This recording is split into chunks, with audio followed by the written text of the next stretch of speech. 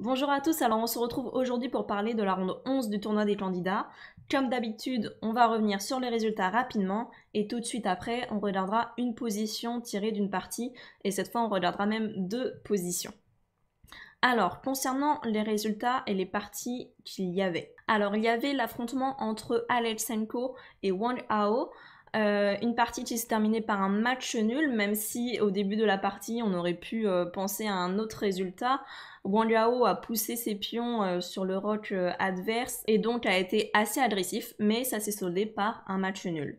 Ensuite, il y avait la partie entre le leader Jan Nepomniachtchi et l'un de ses poursuivants, Fabiano Caruana, qui s'est tourné vers l'ouverture écossaise avec une variante plutôt annulante. Donc pas vraiment non plus de surprise à ce niveau-là. Jan Nepomniachtchi avait un point de plus par rapport à tous ses poursuivants.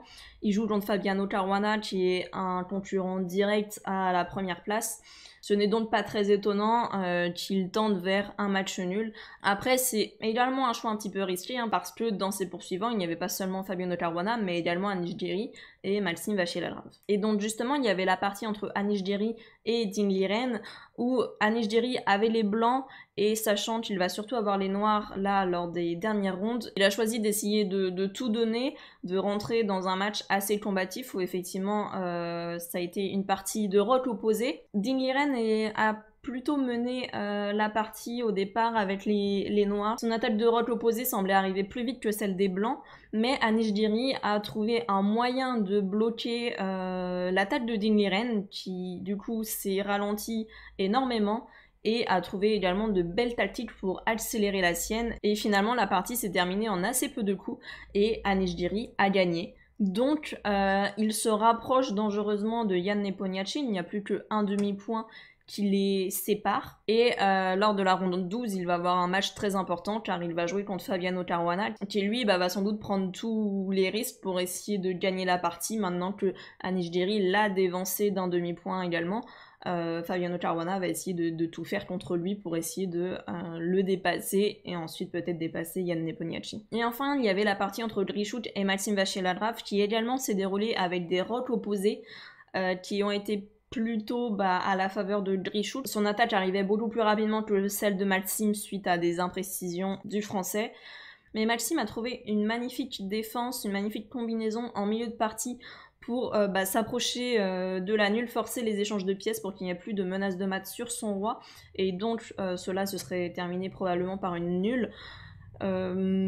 Malheureusement, il avait également une autre option, celle qu'il a choisie, qui était un sacrifice de dame pour finalement jouer avec 2 tours contre la dame adverse et des fous. Mais malheureusement, dans son calcul, il a oublié un dernier coup qui changeait toute l'évaluation de la position. Et donc le Français a perdu cette partie, ce qui rend donc assez difficile maintenant son espoir de se qualifier pour affronter Magnus Carlsen à la fin de l'année. Donc même si on voit probablement la chance du Français s'envoler pour la qualification, je vous invite à continuer à suivre ce tournoi qui est quand même très palpitant, il y a des très très belles parties et il va y avoir beaucoup de combats sur ces dernières rondes avec Jan Nepomniachtchi en tête, Anish Giri qui le suit d'un demi-point, suivi par Fabiano Caruana encore d'un demi-point, donc on attend de voir comment va se terminer ce tournoi et qui va pouvoir affronter Magnus Carlsen à la fin de l'année. Allez, tout de suite, du coup, je vous propose de passer aux positions où on va justement regarder le milieu de jeu de la partie entre Grichuk et Maxime Vachier-Lagrave avec les rocks opposés et également celle de Anish Giri contre Ding Liren qui était avec des rocks opposés aussi. Donc on va pouvoir analyser un peu quelle est la stratégie à adopter, comment jouent les forts joueurs sur des parties à rock opposés. Donc on a cette position où Grichuk a les blancs et MVL a les noirs. C'est au noir de jouer. Et donc, je vous propose de regarder un petit peu cette position et de réfléchir quels sont les plans des deux camps, que veulent faire les noirs, que veulent faire les blancs. Vous pouvez mettre en pause la vidéo si vous voulez réfléchir. Nous, on va regarder ça tout de suite, analyser un peu qu'est-ce qui se passe et quels sont les enjeux de cette position. Alors donc ici, ce qu'on repère, ce qui est très important à repérer, c'est toujours quand il y a des rocks opposés, les deux rois sont partis d'un côté et de l'autre, et donc la stratégie est toujours plus ou moins la même. C'est souvent les parties les plus agressives quand vous décidez de jouer avec des rocks opposés. Ça va vraiment être une question de rapidité. Qui est-ce qui attaque le roi adverse le plus vite possible et le mat en premier? C'est vraiment l'enjeu de cette position. C'est des parties vraiment très dynamiques, très tactiques. Il faut aimer attaquer et sacrifier. Il y a beaucoup de thèmes de sacrifice dans ce type de partie. Alors, quel est le plan général quand il y a des rocks opposés? C'est toujours plus ou moins la même chose. Il faut penser à la marée de pions, pousser les pions sur le rock adverse.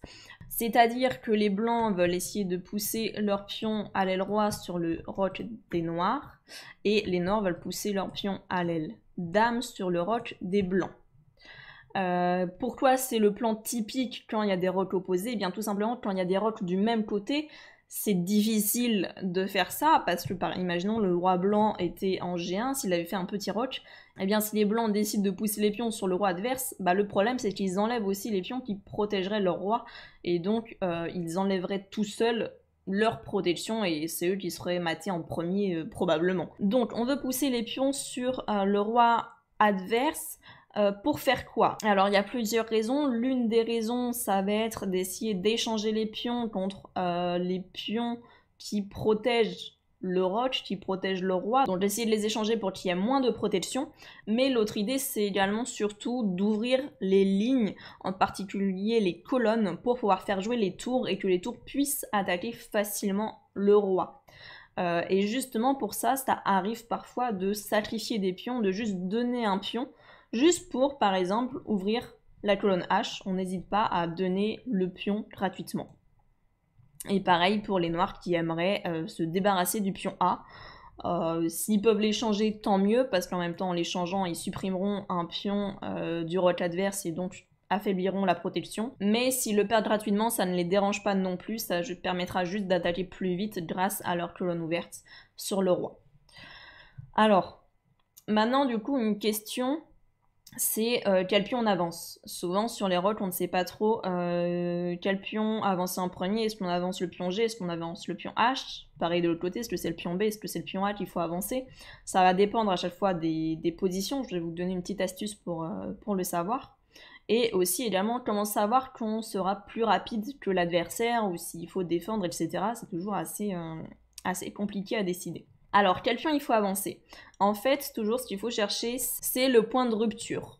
Quel pion va faire levier pour ouvrir les colonnes? Et donc, il faut juste chercher l'endroit où des pions pourront s'échanger et où il y aura des menaces de prise pour forcer l'ouverture des colonnes. Et donc là, ce n'est pas si compliqué à trouver. On voit par exemple si les blancs poussent leur pion G, à un moment donné, il va être bloqué par le pion G6. Alors d'accord, ça pourrait être intéressant, il y a une menace de fourchette, mais bon, l'adversaire va la parer.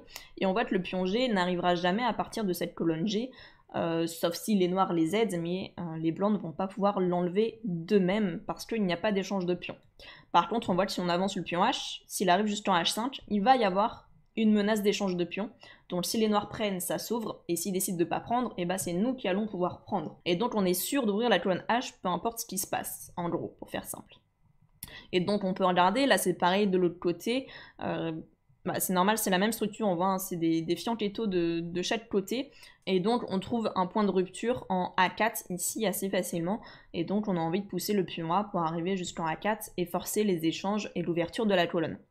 Donc probablement c'est ces pions là qu'on va pousser en priorité avant de pousser le pion G et le pion B. Peut-être que ce sera utile de le pousser, ou peut-être bien qu'on ne le poussera jamais. Ça dépendra. Donc on peut regarder justement le coup qui a été joué ici par les noirs. Eh bien il n'y a pas de surprise, c'est A5. Quand il y a des rocks opposés, je vous ai dit, c'est vraiment la rapidité. On a le plan d'avancer les pions, on ne perd pas de temps, on y va tout de suite. Sinon c'est l'attaque de l'adversaire qui y arrivera plus vite.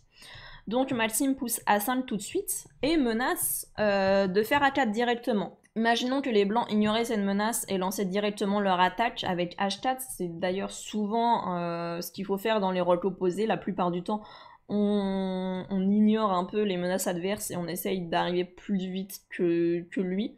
Mais si on voit que l'adversaire va arriver en premier, eh bien il faut réagir dans ce cas-là. Et là c'est le cas parce que si les blancs font H4 tout de suite, eh bien les noirs pourraient faire A4 directement.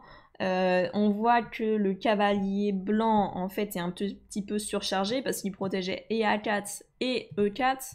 Donc déjà cavalier prend A4 ce n'est même pas envisageable parce que il y aurait cavalier prend E4 tout simplement. Donc ça ce n'est pas possible. Les blancs ne veulent absolument pas faire pion prend, ce qui détruirait totalement leur roc, et donc ici ils toucheraient probablement à rien, mais du coup au prochain coup les noirs pourraient échanger et ils auront déjà ouvert la colonne de leur tour, ce qui serait donc assez rapide comme attaque. Du coup ici les blancs ont d'abord préféré ralentir l'attaque des noirs, empêcher un petit peu leur plan pour ensuite faire le leur. Et donc ici ils ont fait un coup assez particulier qu'il faut bien calculer avant de faire, parce que dans plein de situations ce serait un très mauvais coup. Ils décident de faire A4. Alors attention à ça, souvent la meilleure réaction c'est quand vous faites attaquer le petit roc, la meilleure réaction est souvent de ne pas toucher à ces pions, parce que si vous les touchez et que vous les avancez, vous allez rapprocher les points de rupture. On voit qu'ici par exemple il y a un point de rupture en B5, on pourrait essayer d'échanger rapidement les pions. Là, c'est un cas particulier où effectivement on voit que le B5 ne fonctionne pas et on risque de ne jamais réussir vraiment à le faire, parce que si on fait B5, tout simplement, il y a le cavalier prend. Le cavalier est bien soutenu, il va également être soutenu par le fou, et donc on voit mal maintenant comment les noirs vont pouvoir ouvrir les colonnes et passer plus que ça. Le cavalier va être un bon bloqueur. Donc ici, B5 n'est pas possible et on ne voit pas comment les noirs pourraient le faire fonctionner rapidement. Donc ce coup ralentit énormément l'attaque des noirs au niveau de la marée de pions, et donc les blancs espèrent être plus rapides au niveau de la leur. Donc là, justement, quand on voit que notre marée de pions va être plus lente que celle de l'adversaire, il faut se tourner vers un autre plan qui va être du coup un peu plus risqué, mais c'est l'attaque directe avec les pièces, parce que les pièces arrivent quand même plus rapidement que les pions, elles avancent plus vite, et donc il va falloir envisager des sacrifices de pièces pour essayer de tout ouvrir le plus rapidement possible. Donc c'est pour ça qu'ici j'imagine que Malsim a décidé de jouer avec Dame B6, pour commencer à mettre la dame en face du roi adverse, mettre la pression sur ce petit pion B3, qui est maintenant attaqué et par le fou et par la dame. Et donc maintenant, avec les blancs, qu'est-ce que vous faites? Il n'y a pas de surprise, eh bien, H4, on vient attaquer le roc adverse et envisager du H5 pour tout ouvrir. Maxime décide ici de faire tour à C8, et donc là vous pouvez vous poser la question de comment continuer avec les blancs. Vous pouvez mettre pause, et donc nous on regarde ça tout de suite. Eh bien il n'y a pas de surprise, c'est ce que je vous ai dit, si on peut échanger les pions pour ouvrir les colonnes, tant mieux. Mais le perdre ne nous dérange pas non plus si ça permet d'ouvrir le plus vite possible les colonnes, et donc ici les blancs ne vont pas s'embêter à essayer de préparer la poussée H5, ce qui paraît assez difficile parce qu'il faudrait ramener un pion G4 pour le soutenir, et pour le moment le pion G4 serait en prise, donc c'est un peu compliqué, et donc les blancs font H5 directement, sacrifient ce pion. Si les noirs ne réagissent pas, ils vont prendre, et donc si les noirs prennent, eh bien ok, on a un pion de moins, mais on a réussi à ouvrir la colonne H, et donc notre attaque va être assez rapide. Maintenant en plus le cavalier est cloué, parce que sinon le fou tomberait derrière vu qu'il n'est pas protégé. On peut regarder encore un petit peu la suite qui est très intéressante pour voir comment Grishoot continue son attaque. Là les noirs menacent de prendre en F4, ils attaquent 3 fois avec le cavalier, le fou et le pion. Donc les blancs protègent avec G3. Les noirs, eh bien je vous ai dit, ils vont faire une attaque plutôt avec les pièces vu qu'ils n'ont plus de marée de pion vraiment possible, et donc ils font cavalier B4. Il faut commencer à se méfier avec les blancs, vous pouvez essayer de chercher quelle est la menace des noirs. Là il y a un thème de sacrifice justement. Par exemple, imaginons que je fais tour H2 avec les blancs pour préparer un futur doublement des tours sur la colonne H pour venir attaquer le roi. Eh bien, il faudrait calculer ce sacrifice intéressant qui serait cavalier prend C2. Imaginons dame prend, si c'était roi prend, ce serait la même chose. Et maintenant, fou prend B3. On a supprimé les pions du roc et on va pouvoir récupérer la tour grâce à l'enfilade. Je sais même pas si récupérer la tour est forcément le meilleur coup, parce que peut-être que le fou peut être plus fort que la tour pour essayer de mater. Mais bon, au pire, on récupère la tour, et on a quand même chopé 2 pions au niveau du roi qui devient maintenant un petit peu affaibli. Donc les blancs doivent se méfier de tout cela, et donc c'est pourquoi ici ils jouent fou H3 qui permet de développer un petit peu la dernière pièce qui n'avait pas bougé, et supprimer ce fou qui met la menace sur B3. Les noirs décident de prendre, ce qui est plutôt pas mal également pour Grishoot, parce que ça lui permet d'accélérer son attaque. Il bouge sa tour et on va voir qu'il va pouvoir doubler très très vite sur la colonne H. Et la dame va pouvoir aussi se mettre au milieu si elle le souhaite, dès que le cavalier bouge. Une menace qui arrive également, vu que le fou de case blanche des noirs a disparu, ça va être maintenant G4, hein, le pion ne sera plus menacé. Et donc pour attaquer ce cavalier, et si ce cavalier bouge, il y a le fou derrière qui tomberait, le cavalier est cloué. Donc c'est pour ça qu'ici, Malsim joue fou G7 pour enlever ce clouage. Mais les blancs vont continuer leur attaque sur leur roi. Ils ont envie de doubler les tours sur la colonne H pour attaquer le pion H7 et de chasser également ce cavalier qui les embête. Et puis pourquoi pas utiliser leurs autres pions pour continuer à peut-être affaiblir un petit peu leur roi. Donc ils font ici G4, chasse ce cavalier, très logique, cavalier F6. Le cavalier F6 menace le pion G4, donc il continue avec G5. Et le cavalier retourne au H5 pour bloquer cette colonne H, essayer de ralentir un peu l'attaque des blancs. Mais on voit que du coup, les blancs ont eu quelques coups gratuits, ils ont pu ramener un pion en G5 sans perdre de temps. Les noirs n'ont pas évolué, hein, on est passé de cette position avec le pion en G3 à celle-ci avec le pion en G5. Donc l'attaque des blancs augmente de plus en plus. Et donc ici un coup intéressant des blancs qui est également thématique dans l'attaque des rocs opposés, c'est toujours la même chose, c'est la marée de pions, et donc on cède du pion F en faisant F5 pour continuer à attaquer ce roi et la protection de son roc. Soit essayer de supprimer les pions qui font bouclier et qui protègent le roi, soit céder des pions pour ramener des attaquants en plus sur le roc. Donc ça va dépendre des positions. La plupart du temps, dans l'attaque des rocs opposés, les coups les plus classiques, c'est plutôt l'ouverture des lignes, et donc essayer de tout échanger pour supprimer les pions qui défendent et ouvrir pour les tours. Mais là, on se rend compte que ici, prendre serait sans doute peu judicieux pour les blancs. Les noirs pourraient reprendre du pion F, et finalement, ouvrir la colonne F est plus avantageux pour les noirs qui sont déjà dessus et qui vont pouvoir trouver du contre-jeu et qui pourraient essayer de rentrer par exemple là avec leur tour soutenu par la dame noire. Tandis qu'ouvrir la colonne F pour les blancs serait pas très utile pour aller attaquer ce roi. Donc ici l'idée de le reshoot c'est plutôt de menacer F6 pour ramener des attaquants sur ce roi, et également essayer d'enfermer le fou des noirs. Si les noirs ne font rien et ignorent cette menace, par exemple ils font je sais pas tour C7 pour essayer de préparer le doublement des tours, et bien il y aurait F6, et ça c'est un thème très important à connaître. Le fou serait obligé de reculer en H8 pour pas être perdu, et on voit que ce fou ne pourra plus jamais jouer de toute la partie, car le seul moyen pour essayer de sortir, c'est de passer par G7, mais il ne pourra jamais tant que le pion est en F6. Et donc dans ces situations, les blancs peuvent gagner de plein de manières différentes. Soit ils décident de continuer l'attaque sur le roi et d'essayer de le mater, soit ils peuvent également très bien décider de finalement jouer une finale, échanger toutes les pièces, et à la fin c'est comme s'ils allaient jouer avec presque une pièce en plus, parce que le fou ne peut pas sortir. Donc on pourrait très bien décider de tout échanger et de jouer une finale de fou avec les blancs, ils ont leur fou contre le fou des noirs, et donc ça sera l'équivalent d'une pièce en plus. Donc ça c'est un thème auquel il faut faire très très attention, de ne pas se retrouver avec le fou enfermé comme ça. J'en parle d'expérience, j'ai appris ça aussi sur le tard dans mes parties. Ça fait mal quand on se fait enfermer le fou comme ça. Donc ici, Malsim n'a pas trop de choix, il doit bouger cette tour pour pouvoir reculer le fou en F8. Bien sûr, prendre n'est pas envisageable, déjà ça perdrait le cavalier H5 directement, et puis ça affaiblirait trop le roi. Dans le tour FD8, il sauve la tour, et maintenant F6, et du coup Malsim arrive à mettre son fou en F8 pour pas être bloqué pour toute la partie. Mais on voit que l'attaque blanche est très avancée par rapport à celle des noirs, et que justement ils vont pouvoir continuer à attaquer avec cavalier G3 qui a été joué pour essayer de supprimer ce cavalier qui bloque la colonne H, et donc ensuite pouvoir doubler les tours, voire tripler avec la dame, et mater tout simplement sur cette colonne H. Voilà, donc je vous montre pas la suite de la partie, vous pouvez l'étudier sur d'autres vidéos, d'autres analyses, elle est présente un petit peu partout. Donc l'idée que je veux que vous reteniez de cette partie, c'est vraiment la stratégie d'attaque quand il y a des rocs opposés.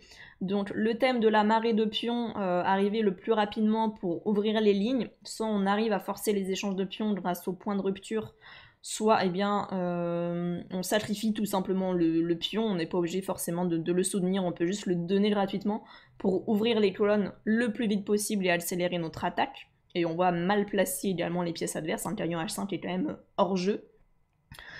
Si les marées de pions ne fonctionnent pas, envisager des sacrifices de pièces, ramener les pièces le plus vite pour sacrifier. Si on voit qu'on va être plus lent que l'adversaire, toujours se demander est-ce que je continue mon attaque ou bien est-ce que je défends. Si en défendant vous ralentissez l'attaque adverse, faites-le, ce qui a été ici le cas de A4, mais faites attention, parfois en voulant bloquer l'attaque adverse, vous allez tout simplement la ralentir, parce qu'en poussant vos pions, vous rapprochez des points de rupture. Donc toujours regardez ce que l'adversaire ne pourra pas échanger des pions. Et également penser parfois à ces petites exceptions. Souvent quand les pions poussent sur le roi adverse, on se dit ils vont forcément venir s'échanger. Quand même envisager qu'ils peuvent également refuser les échanges et pousser pour enfermer les pièces adverses et ramener là des pions qui seront des très très bons attaquants, qui empêchent le roi de s'enfuir et qui permet de ramener des pièces protégées. Donc voilà, c'est pour cette partie. Je vous propose tout de suite maintenant de passer à la partie entre Anish Giri et Din Liren qui s'est également déroulée avec des rocs opposés, donc pour voir un peu est-ce qu'ils ont fait la même stratégie ou est-ce qu'il y a d'autres idées à retenir. Alors voici donc la position. Anish Giri a les blancs et Din Liren a les noirs. C'est ici au noir de jouer. Alors on peut déjà regarder qu'est-ce qui s'est passé. Donc on voit donc les rocs opposés, les noirs ont fait grand roc, les blancs petit roc. Et bien on voit sans surprise que les pions sont un petit peu avancés de chaque côté. On voit qu'ils ont fait G5 et donc on imagine de leur idée c'est effectivement de faire G4 pour chercher le point de rupture avec le pion H et essayer de forcer l'ouverture des colonnes, ouvrir la colonne G en face du roi. On aimerait bien mettre une tour en face pour attaquer. Et on voit que les blancs ont essayé de faire un petit peu la même chose, de pousser leur pion blanc, mais l'attaque est quand même beaucoup plus lente. Faire B5 ici n'est pas possible, il va falloir d'abord pousser A4, ça va être un petit peu plus lent, le fou empêche peut-être le cavalier de se rapprocher aussi. C'est quand même un peu plus bloqué, la table noire semble arriver beaucoup plus vite. Et donc ici, c'est très au noir, et les noirs sans surprise ont joué G4 pour essayer de tout ouvrir. Attaque le cavalier, attaque le pion, on a du mal à voir comment est-ce que les blancs pourraient empêcher cet échange et l'ouverture de la colonne G. Vous pouvez donc ici vous amuser à chercher comment Anish Giri a joué, comment réagir à ce coup qui semble assez embêtant. Et donc mettez en pause la vidéo et nous on regarde ça tout de suite. Alors ici bien sûr c'est inenvisageable avec les blancs de prendre Angers, l'attaque des noirs serait bien trop accélérée si on prenait ici, le cavalier serait toujours cloué par ce fou. On voit maintenant qu'il y a le pion H qui va également pouvoir essayer de participer pour vraiment tout ouvrir, et les tours qui vont pouvoir du coup se mettre sur la colonne G, ou la colonne H si celle-ci s'ouvre aussi du coup, et l'attaque noire sera extrêmement forte et rapide. Donc ça c'est vraiment pas du tout envisageable pour les blancs, donc on espère trouver un autre coup. Et ici donc Anish Giri a très très bien joué. Il a trouvé un beau coup intermédiaire parce que de nouveau on ne peut pas juste bouger le cavalier n'importe où. Si on fait par exemple cavalier D2, et bien tout simplement il y aurait pion prend H3 et on se retrouve avec la dame d'attaquer, la colonne G qui s'est tout de même ouverte pour les noirs et le pion qui va pouvoir échanger et tout ouvrir. Donc ce n'est absolument pas envisageable. Ici, il a trouvé le beau coup cavalier G5 qui attaque la dame noire, donc il force les noirs à réagir à ce niveau-là. Ils n'ont pas le temps de prendre en H3 en se disant moi aussi j'attaque la dame blanche, parce que tout simplement on échange les dames, ce qui anéantit totalement déjà l'attaque des noirs sur le roi. Et puis surtout c'est que les blancs vont continuer à échanger les pièces, par exemple on va prendre la tour, les noirs peuvent essayer de prendre l'autre tour de l'autre côté, et par exemple on peut faire des échanges de pièces comme ça. Et donc ici cette position est à l'avantage des blancs, on voit déjà que les blancs ont un pion de plus, et ils vont pouvoir ici continuer avec du G3, pour justement essayer d'aller gagner ce pion gratuitement. Donc ici la position est clairement à l'avantage des blancs, une bonne finale pour eux, et ils n'ont plus du tout à craindre pour leur roi, il n'y a absolument plus d'attaque. Donc ça ce n'est peut-être pas possible pour les noirs, quand le cavalier vient attaquer la dame, ils doivent sauver leur dame, ils ne peuvent pas accepter les échanges de pièces. Donc ici, il y a dame prend F5, et là, l'idée d'Anish est importante, c'est le coup H4 qui permet maintenant de refuser cet échange de pions et qui du coup bloque totalement l'attaque des noirs, la ralentit. Les noirs n'ont pas réussi à ouvrir deux colonnes, alors ils vont pouvoir essayer peut-être en le poussant G3 un jour, mais ça va déjà être un peu plus difficile, on voit que la tour est en face de la dame adverse. Donc c'est déjà un peu plus compliqué à jouer, et l'attaque des noirs est bien ralentie, donc les blancs vont pouvoir essayer de faire la leur maintenant et de rattraper un peu ce retard. On peut voir justement comment ça continue parce que la partie est très très intéressante. Les noirs ici jouent B6 et attaquent le fou des blancs. Vous pouvez mettre en pause la vidéo ici pour essayer de chercher comment continuer avec les blancs. En soi, il y a plusieurs possibilités, mais j'aime beaucoup le coup choisi par Anish. Alors ici, Anish, qu'est-ce qu'il a joué? Eh bien, il a retenu la leçon des rocs opposés. Il sait qu'il faut envisager tous les sacrifices de pièces. Le but principal, c'est d'ouvrir les colonnes pour pouvoir faire participer les pièces lourdes et aller attaquer le roi adverse. Donc ici, il n'a pas reculé son fou en E3 sagement, même si ça aurait été un très bon coup, c'est d'ailleurs le coup proposé par l'ordinateur en premier, mais il a joué ici cavalier E4, ce qui me paraît quand même bien plus fort et bien plus pertinent, surtout dans une partie bien humaine. C'est beaucoup plus dur à gérer cette réaction du côté des noirs. L'idée des blancs, bah, c'est tout simplement de laisser les noirs prendre ce fou pour ouvrir leur colonne B et faire participer leur tour comme ils le souhaitent. C'est d'ailleurs ce qu'il se passe. Les noirs prennent, les blancs reprennent, et on voit maintenant cette tour qui va pouvoir essayer de participer pour aller mater ce roi. Les noirs continuent avec cavalier F6 pour justement essayer d'échanger un peu quelques pièces et libérer cette tour qui met quand même une pression sur pion D3 assez importante. Donc là, de nouveau, vous pouvez vous amuser à chercher comment continuer avec les blancs, parce qu'ici, il n'y a qu'un seul bon coup pour les blancs pour justement réussir à gagner. C'est ce qu'a joué Anish Giri. Donc le mettez en pause, et je vous montre ça tout de suite. Alors l'idée des blancs ici, bien sûr, pour faire l'attaque, ils ont besoin de leur dame. Donc ils veulent faire participer leur dame et essayer d'aller chercher ce pion A6 qui est quand même très faible. Donc on veut pousser le pion D4 pour faire jouer la dame. Le problème actuellement si on pousse le pion D4, c'est déjà que le cavalier E4 serait en l'air. Donc le premier truc qu'on pourrait envisager, c'est se dire, eh bien j'échange les cavaliers, et ensuite je fais D4, et comme ça je vais chercher le pion. Le problème si on fait ça, c'est que finalement, même si on va chercher ce pion-là, faut pas oublier qu'on a quand même une pièce en moins qu'on a sacrifiée, et ici le roi peut tout simplement s'enfuir en D7, et il est quand même bien protégé par le fou qui contrôle toutes les cases noires, il va pouvoir essayer de s'enfuir et d'aller se cacher peut-être de l'autre côté. Donc ça n'irait pas.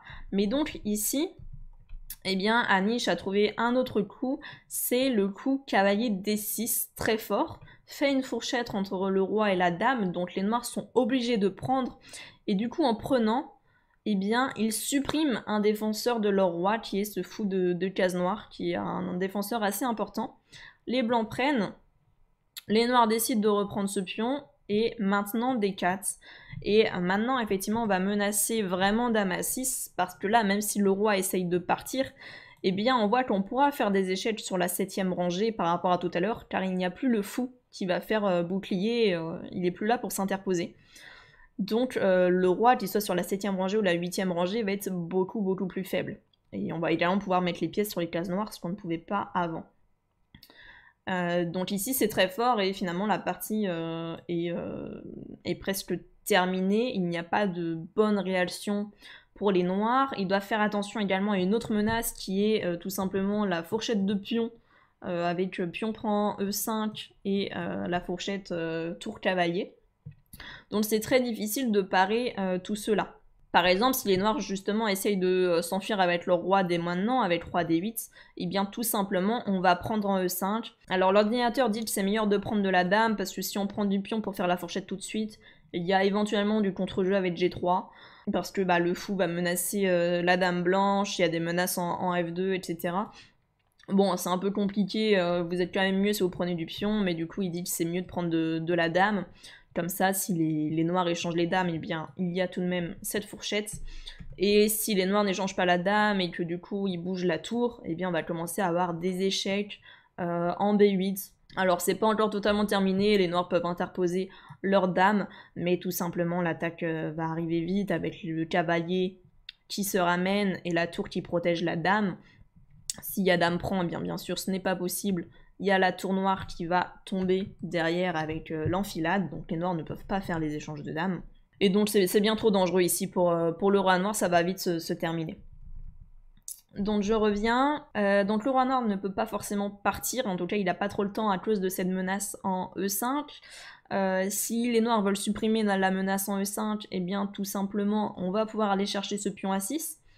Alors, on peut faire dame prend A6 direct, un coup encore plus malin, je trouve, c'est de faire cavalier à C5. Parce que comme ça, déjà, on empêche le roi de s'enfuir via la case D7, et on va le forcer à s'enfuir en D8. Mais du coup, on voit déjà que si le roi s'enfuit en D8, eh bien tout simplement, il y aura la fourchette entre le roi et la tour.